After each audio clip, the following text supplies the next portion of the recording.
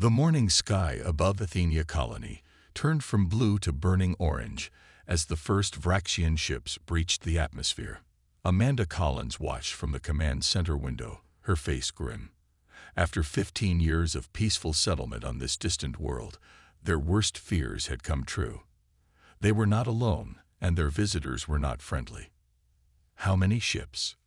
Amanda asked, not taking her eyes off the sky. John Miller, the colony's security chief, checked the scanner. 7 large vessels that we can detect. More might be masked by the interference. The command center buzzed with activity as colonists rushed to their emergency stations. The settlement of 5,000 souls had prepared for many disasters: storms, crop failures, disease, but an alien invasion had seemed like a remote possibility. "All defense systems online," called out a young operator. "But our shields won't hold against that kind of firepower for long." Amanda nodded. "Get me a colony-wide channel." The screens around her lit up as her face was broadcast to every home, farm, and facility across the settlement. She kept her voice steady despite the fear clawing at her chest. "Citizens of Athenia, this is an emergency alert. We have detected unknown vessels entering our atmosphere. All colonists must follow Emergency Protocol Delta immediately. This is not a drill."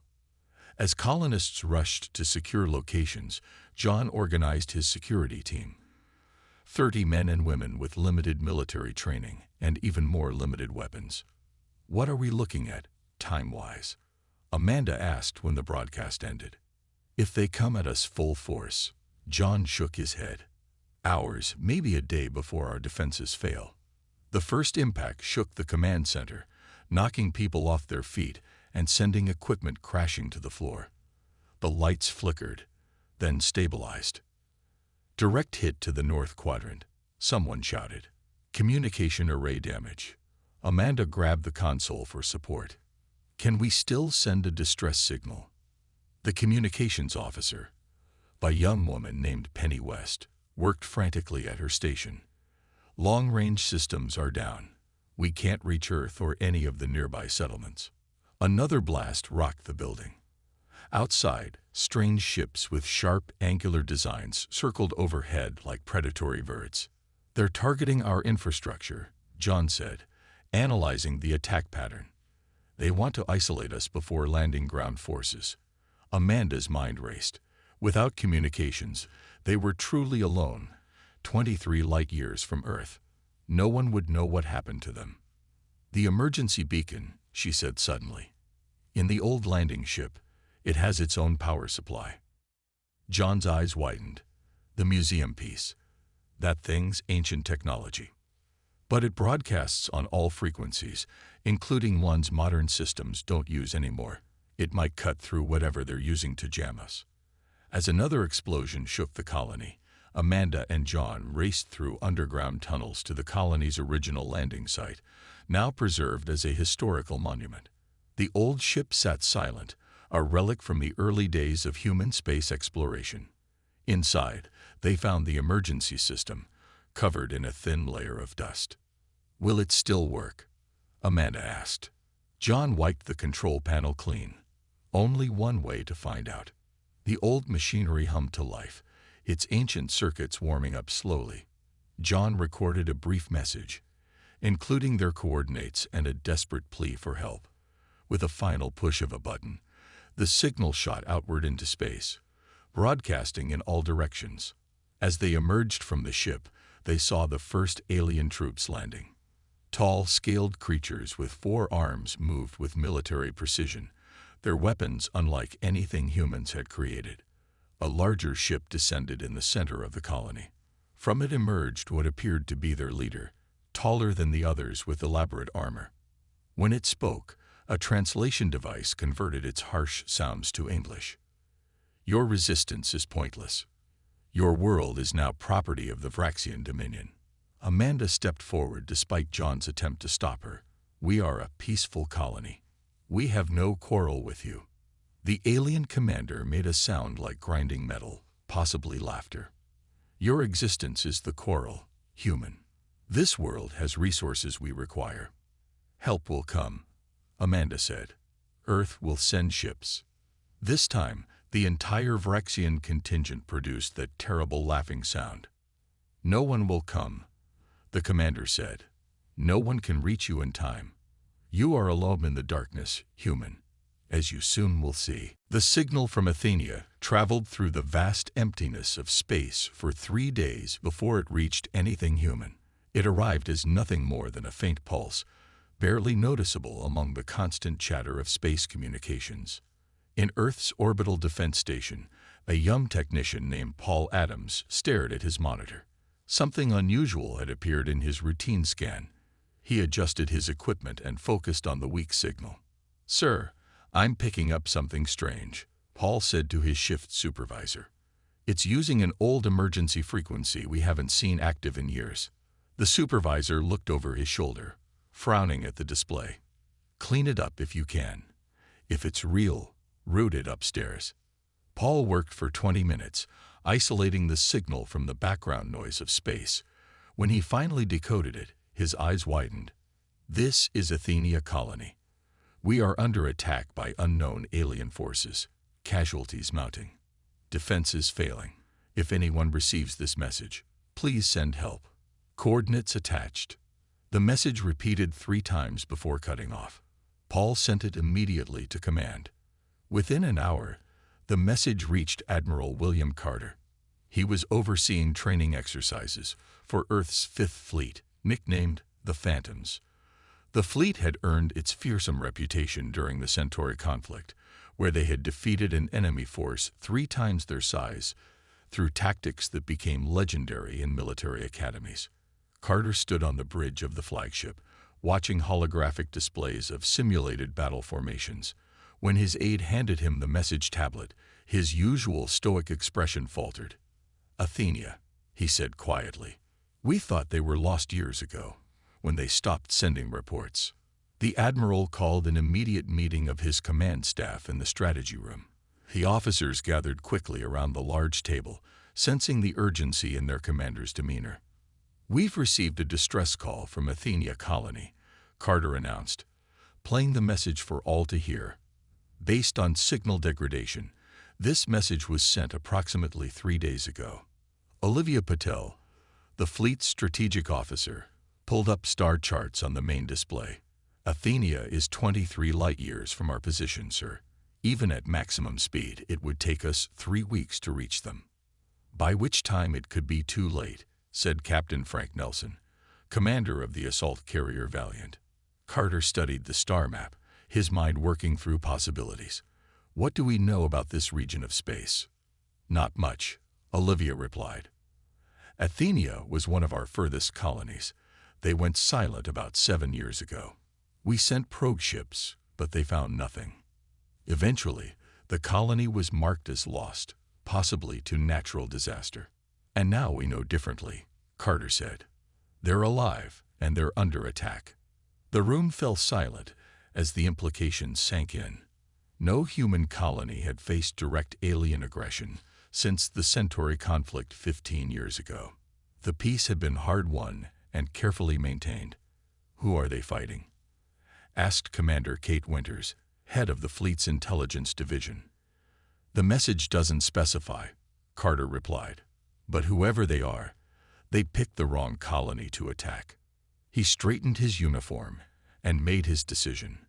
"Prepare the Phantoms for immediate deployment. All ships, full combat readiness. We leave in 6 hours." "Sir," Captain Nelson interjected, "fleet regulations require at least 48 hours of preparation for a mission of this scale." "Those are our people out there, Captain," Carter replied, his voice like steel. "I'm not going to let them face this alone because of regulations." As the meeting ended, Carter approached Olivia Patel privately. "I need options, strategic officer. Find me a way to reach Athenia faster." Olivia hesitated. "There is one possibility, sir. The new surge drive technology we've been testing. It could potentially cut our travel time in half, but it's still experimental. The risks are significant." Carter nodded. "Have the data on my desk in 1 hour." As the admiral left the room, alerts began sounding throughout the fleet. Crew members rushed to their stations, supply ships docked to transfer munitions and provisions, and engineers prepared engines for extended high-speed travel. In his private quarters, Admiral Carter recorded a message to Earth Command, informing them of his decision. He ended with words that would soon become famous. They thought no one would come. They were wrong. The Phantoms are on their way. The U.S. Intrepid hummed with activity as the crew prepared for what might be their most important mission yet. Captain Samantha Blake walked the corridors, checking on preparations, her tall figure commanding respect wherever she went. As a 20-year veteran with the Fifth Fleet, she had seen more battles than most, yet this mission felt different. "Status report," she demanded as she entered the bridge. Her first officer, Jack Wilson, turned from his console. "All systems ready, Captain. The fleet is assembled and awaiting your command." Samantha nodded, studying the tactical display. The Fifth Fleet consisted of 12 warships, each a masterpiece of human engineering. The Intrepid, as flagship, was the largest and most heavily armed. "And the new drive system?" she asked. "Chief Engineer Wright is waiting to brief you in engineering," Jack replied. Samantha found Daniel Wright surrounded by complex machinery and holographic diagrams. The chief engineer's hands were stained with lubricant, his eyes red from lack of sleep. "Tell me about this surge drive, Wright," she said without preamble. Daniel wiped his hands on a rag. "It's a modification to our standard faster-than-light engines. Basically, it creates a more powerful warp bubble by compressing the field generators beyond their rated capacity." "And the risks?" "Substantial," Daniel admitted. "The stress could tear the ships apart if the field becomes unstable. We've only tested it on unmanned probes so far." Samantha frowned. "Admiral Carter mentioned it could cut our travel time in half."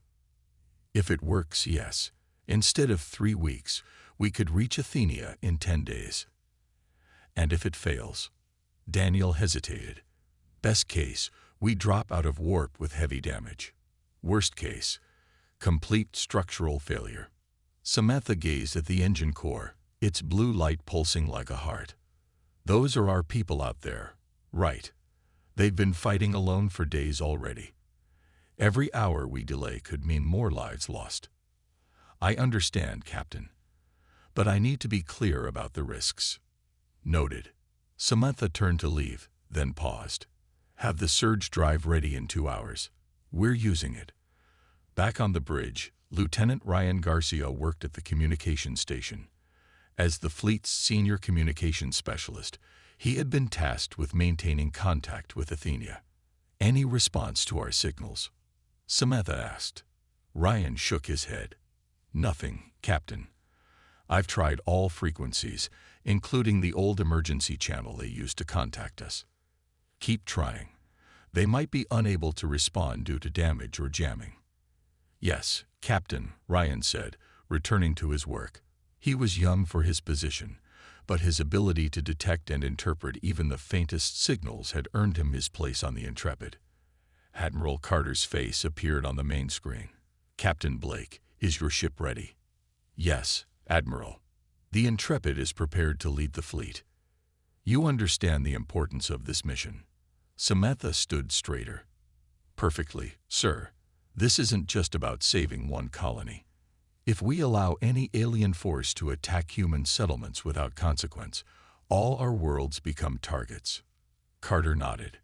"Exactly. The Fifth Fleet has a reputation, Captain. We earned it by doing what others couldn't or wouldn't. The Phantoms never abandon their own. We'll bring them home, sir." "Good hunting, Captain." Carter out. As the screen darkened, Samantha addressed her bridge crew.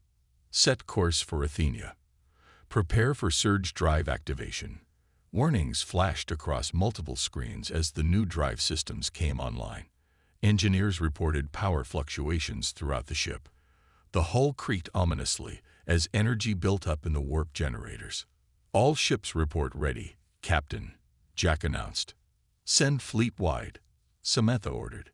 "This is Captain Blake. Our mission is clear. Reach Athenia and save our people. The journey will be dangerous. the enemy unknown. But remember what we are, the phantoms. We strike from nowhere. We disappear into darkness. And we never, ever fail our own. Blake out. She took her command chair and fixed her gaze on the view screen showing the stars ahead. Engage surge drive. The stars stretched into lines of light, and then the fleet vanished into the depths of space, racing against time to reach a distant colony that thought no one would come. Day 12 of the Vraxian invasion brought a heavy rain to Athenia colony. The water hissed as it hit the smoldering ruins of what had once been the Eastern Farm District. Lissa Warren, the colony's chief medical officer, moved quickly through the makeshift hospital they had set up in the community center basement. More burn cases coming in, called one of her assistants. Lisa wiped sweat from her forehead and nodded. Her medical team had been working nonstop since the invasion began. Their supplies were running low, and the number of injured grew each day. How many?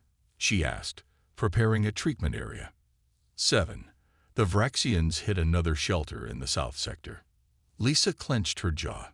The aliens weren't just destroying buildings. They were deliberately targeting civilians. In the dim light of the underground facility, she looked at the rows of injured colonists. Many would not survive without proper medical equipment.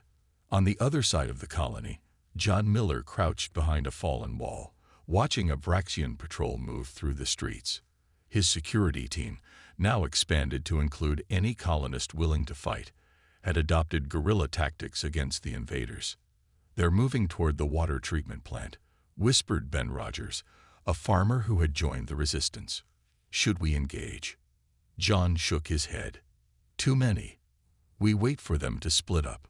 The security chief had learned much about their enemy in the past days.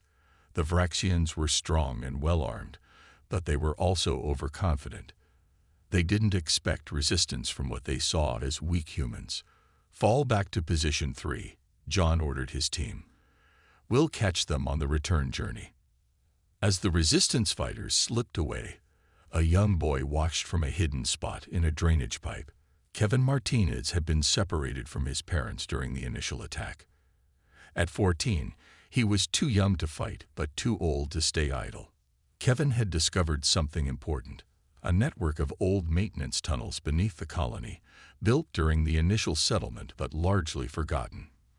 For days, he had been mapping them, finding ways to move unseen across the colony. He waited until the Vraxian patrol passed, then darted across an open area to where Amanda Collins was organizing food distribution.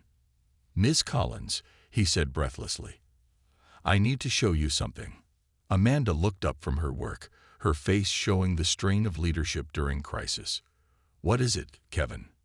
"I found a way to move around without the aliens seeing us. Underground tunnels, lots of them." Amanda's tired eyes suddenly focused. "Show me." Kevin led Amanda through a hidden entrance in an old storage building. Below ground, concrete tunnels stretched in multiple directions. "They connect most of the colony," Kevin explained proudly. "I've been exploring them for days."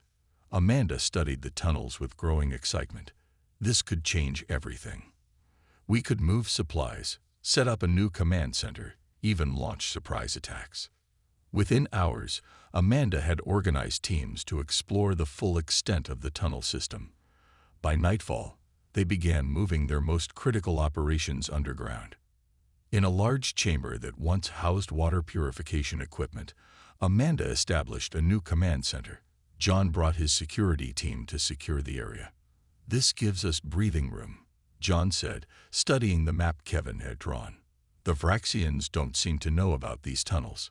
"It's not a solution," Amanda replied, "but it might keep us alive long enough for help to arrive." Lisa Warren arrived with reports on the medical situation.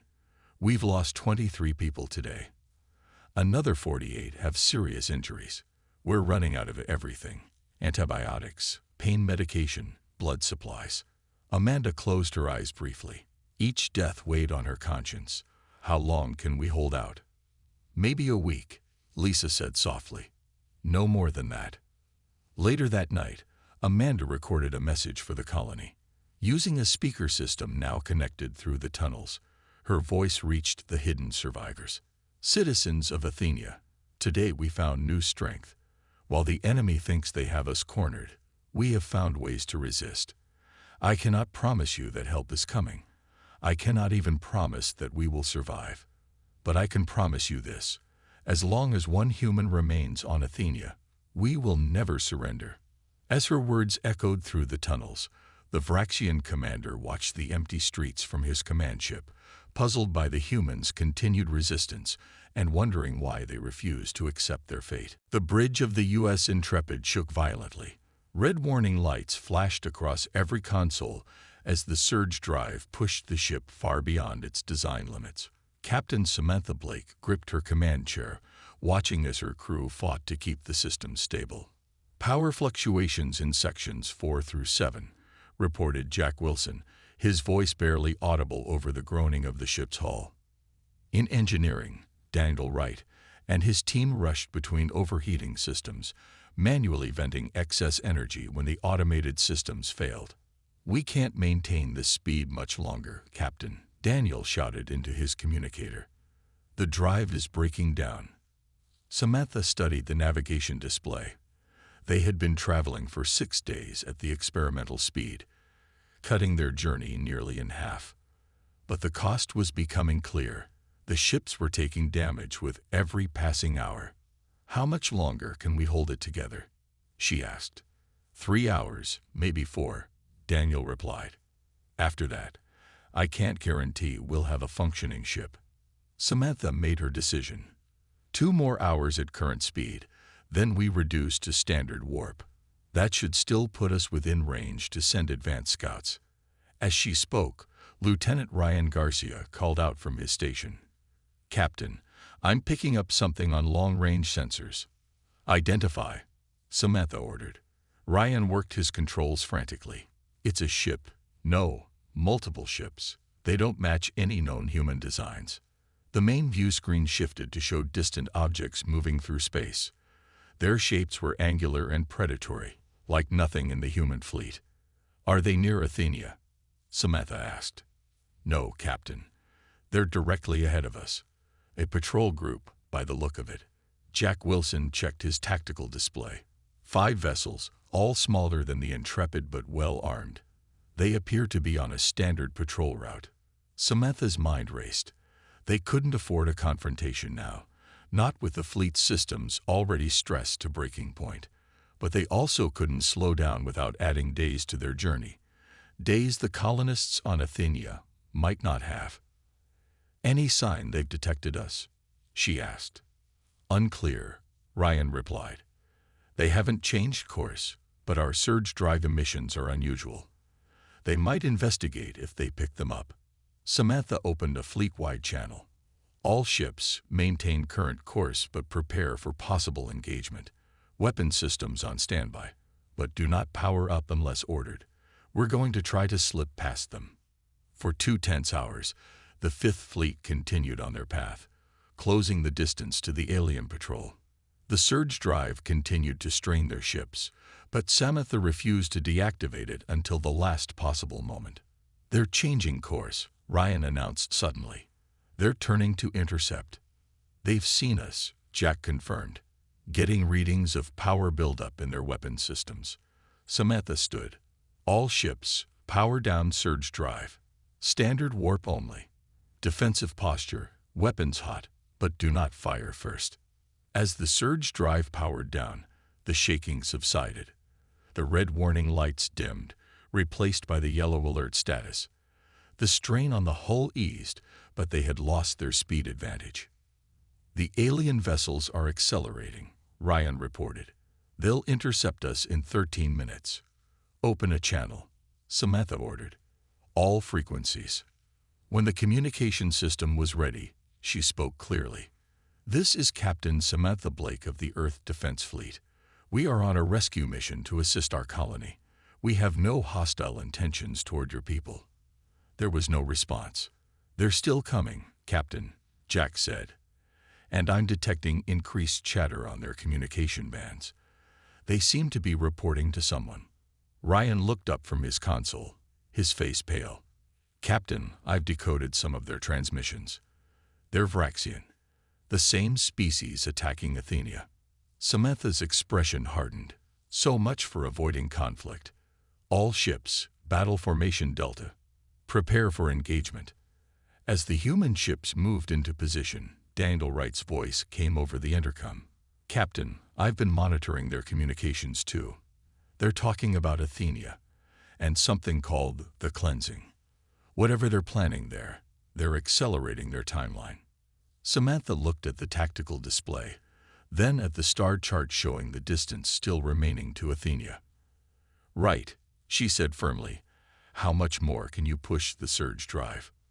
Captain, we just barely survived. How much more, right? Those colonists are running out of time. Amanda Collins stood in the underground command center, studying their dwindling resources. After 18 days under siege, the situation had become desperate. Their food supplies would last another 3 days at most. Medical supplies were nearly gone. The power generators were failing. The north section tunnels have collapsed, reported John Miller as he entered, his face dirty and his uniform torn. The Vraxians are using some kind of ground-penetrating sensors now. They've found 3 of our hidden entrances. Amanda nodded grimly. The discovery of the tunnel system had bought them time, but that advantage was quickly disappearing. How many people did we lose? 7 dead, 12 injured. Lisa is treating them, but he didn't need to finish. Without medicine, the injured had little chance. Outside, the bombardment continued. The Vraxians had stepped up their attacks in the past day, focusing on systematic destruction of the colony's remaining infrastructure. Lisa Warren joined them, her medical coat stained with blood. We need to move the critical patients deeper into the tunnels. The vibrations from the bombardment are causing more cave-ins. As they discussed options, a young colonist rushed in. Ms. Collins, the Vraxian commander is broadcasting on all frequencies. He says it's your last chance to surrender. The 3 leaders exchanged looks before moving to the communication station. On a cracked screen, the face of the Vraxian commander appeared. His scaled skin and 4 eyes still seemed alien and terrifying despite their weeks of conflict. Humans of Athenia. The commander spoke, his voice translated into flat mechanical English. This is Commander Zorax of the Vraxian Dominion. Your resistance has been noted for its unusual persistence, but it ends today. I offer you one final opportunity to surrender and be processed as labor units. Refuse, and we begin our final assault. You have 1 hour to decide. The transmission ended, leaving the command center in silence. Processed as labor units, John repeated with disgust. At least now we know what they want. Amanda looked around at the tired faces of her people. Gather everyone who can still fight. We need to know what we're facing. Within the hour, John had assembled the colony's remaining fighters in the largest tunnel chamber.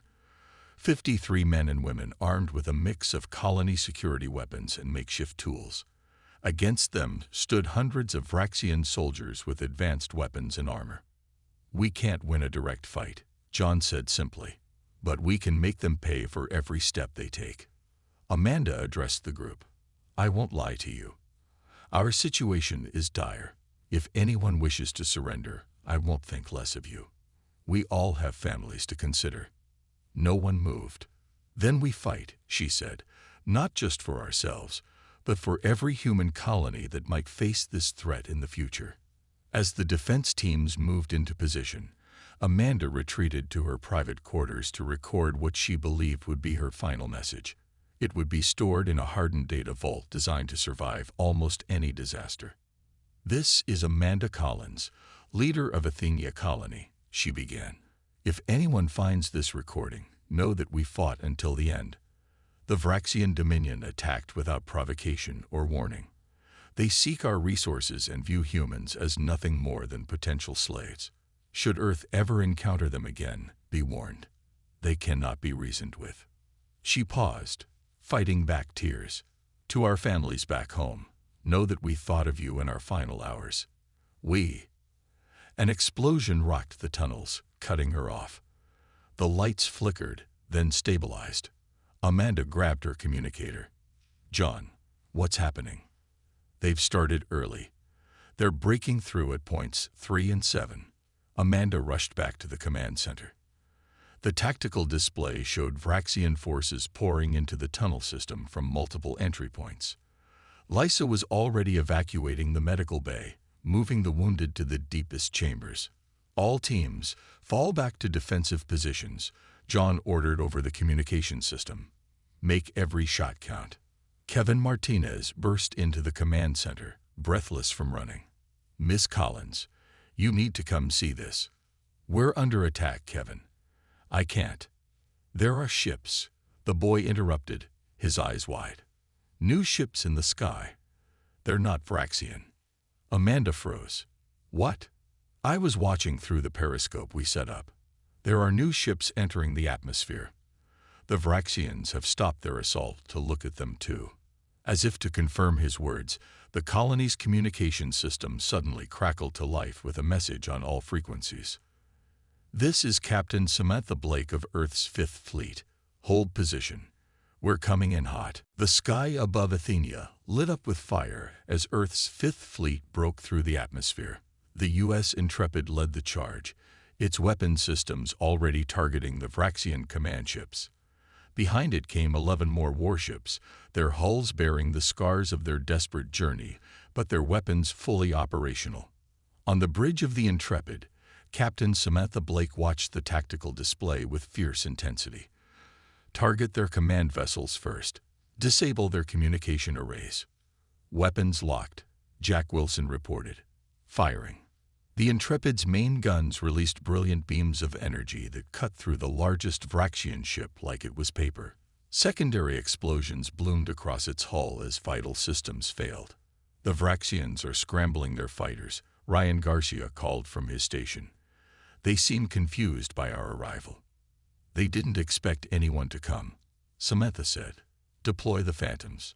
From the belly of the Intrepid, sleek black dropships launched toward the surface.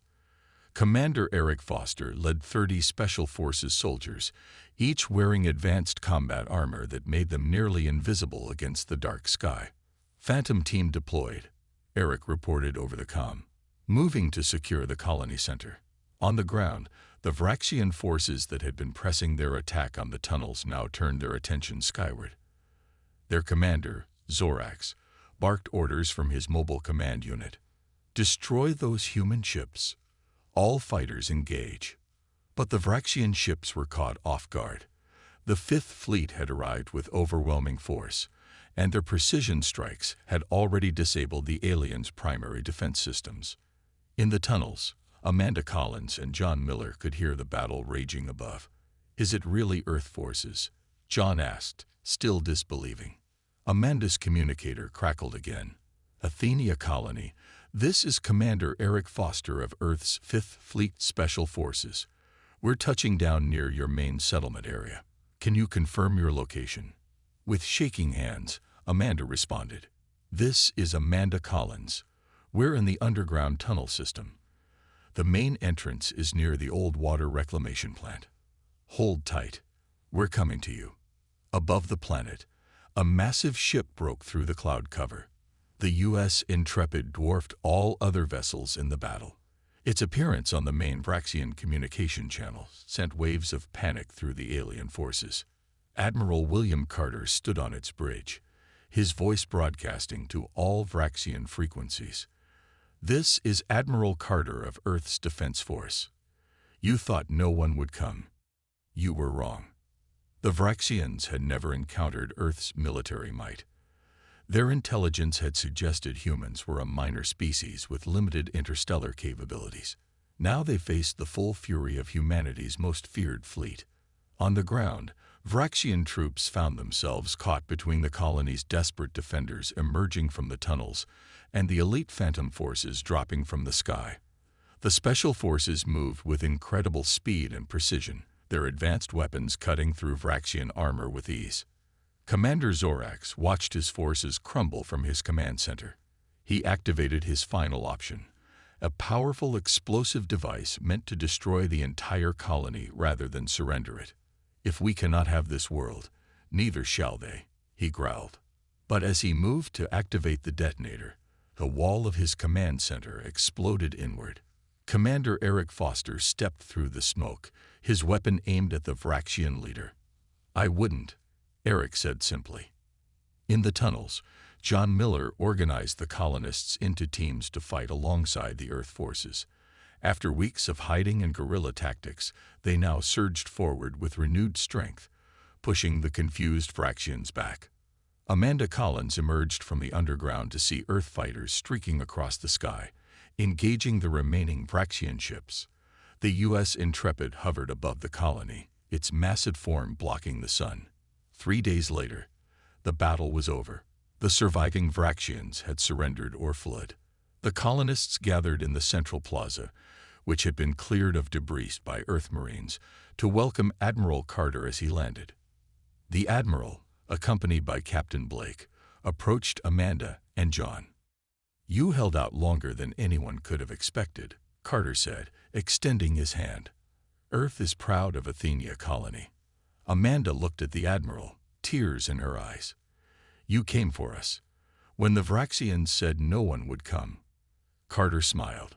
"They didn't understand humans very well. We never leave our people behind."